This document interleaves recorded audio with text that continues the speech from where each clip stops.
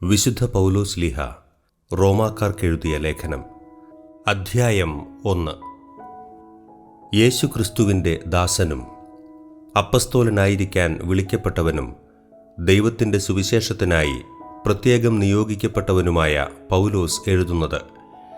ഈ സുവിശേഷം വിശുദ്ധ ലിഖിതങ്ങളിൽ പ്രവാചകന്മാർ മുഖേന ദൈവം മുൻകൂട്ടി വാഗ്ദാനം ചെയ്തിട്ടുള്ളതാണ്.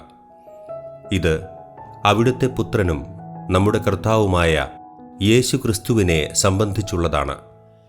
അവൻ ജഡപ്രകാരം ദാവീദിൻ്റെ സന്തതിയിൽ നിന്ന് ജനിച്ചവനും മരിച്ചവരിൽ നിന്നുള്ള ഉത്ഥാനം വഴി വിശുദ്ധിയുടെ ആത്മാവിന് ചേർന്ന വിധം ശക്തിയിൽ ദൈവപുത്രനായി നിശ്ചയിക്കപ്പെട്ടവനുമാണ്.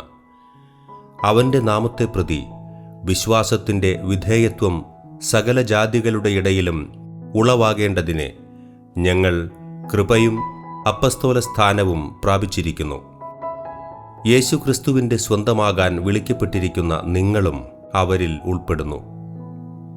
ദൈവത്തിൻ്റെ സ്നേഹഭാജനങ്ങളും വിശുദ്ധരാകാൻ വിളിക്കപ്പെട്ടവരുമായി റോമായിലുള്ള നിങ്ങൾക്കെല്ലാവർക്കും നമ്മുടെ പിതാവായ ദൈവത്തിൽ നിന്നും കർത്താവായ യേശുക്രിസ്തുവിൽ നിന്നും കൃപയും സമാധാനവും. നിങ്ങളുടെ വിശ്വാസം ഭൂമിയിൽ എല്ലായിടത്തും പ്രകീർത്തിക്കപ്പെടുന്നതിനാൽ നിങ്ങൾക്കെല്ലാവർക്കും വേണ്ടി ആദ്യമേ ഞാൻ യേശുക്രിസ്തു വഴി എൻ്റെ ദൈവത്തിന് നന്ദി പറയുന്നു. ഞാൻ നിങ്ങളെ ഇടവിടാതെ പ്രാർത്ഥനയിൽ സ്മരിക്കുന്നു എന്നതിന് അവിടുത്തെ പുത്രനെക്കുറിച്ചുള്ള സുവിശേഷം വഴി ഞാൻ ആത്മനാ ശുശ്രൂഷിക്കുന്ന ദൈവമാണ് എനിക്ക് സാക്ഷി. ദൈവേഷ്ടത്താൽ എങ്ങനെയെങ്കിലും നിങ്ങളുടെ അടുത്ത് വന്നു ചേരാൻ ഇപ്പോഴെങ്കിലും സാധിച്ചിരുന്നെങ്കിൽ എന്ന് ഞാൻ പ്രാർത്ഥിക്കുന്നു. നിങ്ങളെ സ്ഥൈര്യപ്പെടുത്താൻ എന്തെങ്കിലും ആത്മീയവരം നിങ്ങൾക്ക് നൽകേണ്ടതിനെ നിങ്ങളെ കാണാൻ ഞാൻ അതിയായി ആഗ്രഹിക്കുന്നു. എൻ്റെയും നിങ്ങളുടെയും വിശ്വാസം നമ്മെ പരസ്പരം പ്രോത്സാഹിപ്പിക്കുമല്ലോ. സഹോദരരെ, ഇത് നിങ്ങൾ മനസ്സിലാക്കണം. മറ്റ് വിജാതീയരുടെ ഇടയിലെന്ന പോലെ നിങ്ങളുടെ ഇടയിലും ഫലമുളവാകേണ്ടതിന് നിങ്ങളുടെ അടുക്കൽ വരാൻ പലപ്പോഴും ഞാൻ ഒരുങ്ങിയതാണ്. എന്നാൽ ഇതുവരെയും എനിക്ക് തടസ്സം നേരിട്ടുകൊണ്ടിരിക്കുകയായിരുന്നു. ഗ്രീക്കുകാരോടും അപരിഷ്കൃതരോടും വിജ്ഞാനികളോടും അജ്ഞന്മാരോടും ഞാൻ കടപ്പെട്ടവനാണ്. അതുകൊണ്ടാണ് റോമായിലുള്ള നിങ്ങളോടും സുവിശേഷം പ്രസംഗിക്കാൻ ഞാൻ തീവ്രമായി ആഗ്രഹിക്കുന്നത്. സുവിശേഷത്തെപ്പറ്റി ഞാൻ ലജ്ജിക്കുന്നില്ല. എന്തെന്നാൽ വിശ്വസിക്കുന്ന ഏവർക്കും, ആദ്യം യഹൂദർക്കും പിന്നീട് ഗ്രീക്കുകാർക്കും അത് രക്ഷയിലേക്ക് നയിക്കുന്ന ദൈവശക്തിയാണ്. അതിൽ വിശ്വാസത്തിൽ നിന്ന് വിശ്വാസത്തിലേക്ക് നയിക്കുന്ന ദൈവത്തിൻ്റെ നീതി വെളിപ്പെട്ടിരിക്കുന്നു. നീതിമാൻ വിശ്വാസം വഴി ജീവിക്കും എന്ന് എഴുതപ്പെട്ടിരിക്കുന്നുവല്ലോ. മനുഷ്യരുടെ സകല ദുഷ്ടതയ്ക്കും അനീതിക്കുമെതിരായി ദൈവത്തിൻ്റെ ക്രോധം ആകാശത്ത് പ്രത്യക്ഷപ്പെടുന്നു. അവർ തങ്ങളുടെ അനീതിയിൽ സത്യത്തെ തളച്ചിടുന്നു. ദൈവത്തെക്കുറിച്ച് അറിയാൻ കഴിയുന്നതൊക്കെ അവർക്ക് വ്യക്തമായി അറിയാം. ദൈവം അവയെല്ലാം അവർക്ക് വെളിപ്പെടുത്തിയിട്ടുണ്ട്. ലോകസൃഷ്ടി മുതൽ ദൈവത്തിൻ്റെ അദൃശ്യ പ്രകൃതി, അതായത് അവിടുത്തെ അനന്തശക്തിയും ദൈവത്വവും സൃഷ്ടവസ്തുക്കളിലൂടെ സ്പഷ്ടമായി അറിഞ്ഞിട്ടുണ്ട്. അതുകൊണ്ട് അവർക്ക് ഒഴികഴിവില്ല. അവർ ദൈവത്തെ അറിഞ്ഞിരുന്നെങ്കിലും അവിടുത്തെ ദൈവമായി മഹത്വപ്പെടുത്തുകയോ അവിടുത്തേക്ക് നന്ദി പ്രകാശിപ്പിക്കുകയോ ചെയ്തില്ല. മറിച്ച് അവരുടെ യുക്തിവിചാരങ്ങൾ നിഷ്ഫലമായി തീരുകയും വിവേകരഹിതമായ ഹൃദയം അന്ധകാരത്തിലാണ്ടുപോവുകയും ചെയ്തു.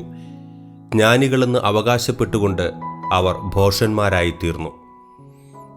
അവർ അനശ്വരമായ ദൈവത്തിൻ്റെ മഹത്വം നശ്വരനായ മനുഷ്യൻ്റെയോ പക്ഷികളുടെയോ മൃഗങ്ങളുടെയോ ഇഴജന്തുക്കളുടെയോ സാദൃശ്യമുള്ള വിഗ്രഹങ്ങൾക്ക് കൈമാറി. അതുകൊണ്ട് ദൈവം അവരെ തങ്ങളുടെ ഭോഗാസക്തികളോടുകൂടെ ശരീരങ്ങൾ പരസ്പരം അവമാനിതമാക്കുന്നതിന് അശുദ്ധിക്ക് വിട്ടുകൊടുത്തു. എന്തെന്നാൽ അവർ ദൈവത്തിൻ്റെ സത്യം ഉപേക്ഷിച്ച് വ്യാജം സ്വീകരിച്ചു. അവർ സൃഷ്ടാവിലുപരി സൃഷ്ടിയെ ആരാധിക്കുകയും സേവിക്കുകയും ചെയ്തു. അവിടുന്ന് എന്നേക്കും വാഴ്ത്തപ്പെട്ടവനാണ്. ആമേൻ. അക്കാരണത്താൽ ദൈവം അവരെ നിന്ദ്യമായ വികാരങ്ങൾക്ക് വിട്ടുകൊടുത്തു. അവരുടെ സ്ത്രീകൾ സ്വാഭാവിക ബന്ധങ്ങൾക്ക് പകരം പ്രകൃതി വിരുദ്ധ ബന്ധങ്ങളിലേർപ്പെട്ടു. അതുപോലെ പുരുഷന്മാർ സ്ത്രീകളുമായുള്ള സ്വാഭാവിക ബന്ധം ഉപേക്ഷിക്കുകയും പരസ്പരാസക്തിയാൽ ജ്വലിച്ച് അന്യോന്യം ലജ്ജാകര കൃത്യങ്ങളിൽ ഏർപ്പെടുകയും ചെയ്തു. തങ്ങളുടെ തെറ്റിന് അർഹമായ ശിക്ഷ അവർക്ക് ലഭിച്ചു.